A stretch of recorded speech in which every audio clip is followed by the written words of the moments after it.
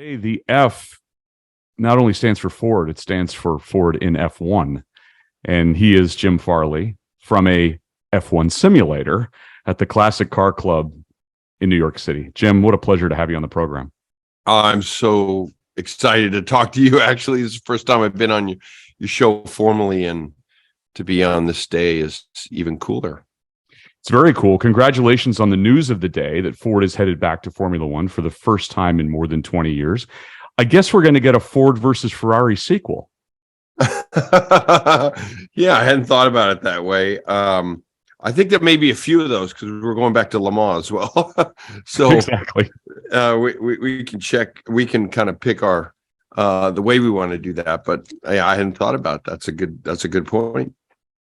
Explain a little bit about how this came to be. I guess as a racer, I don't think you'll meet many people privately that waste as much money on racing as I have. And, I like to kind of pride myself because of that, of being smart about racing, doing it, thoughtfully. We obviously didn't expect the explosion of Formula One in the US, but we were watching it. We watched 26 standards change to a green fuel, which got us pretty interested. And then we were redoing our overall motorsport strategy. And we started to look at Formula One really carefully after Liberty's purchase of it. And how it came together was we kind of made up our mind that we didn't want to own a team. And we didn't even want to do a traditional full engine program, because we just don't think that's the right presence for us. It's super expensive, and we don't have a name awareness problem at Ford. So we were looking for a technology transfer.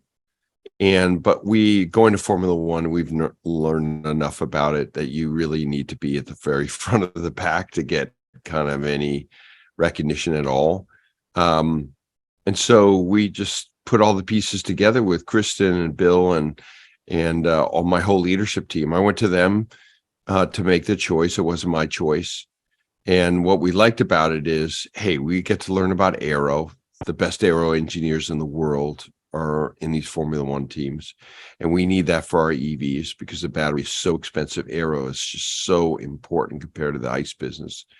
And we have great battery chemistry engineers and research and development, and the same on the software for the battery control. And that's what they need in 26 with this hybrid system where, notionally half the power comes from pure electric.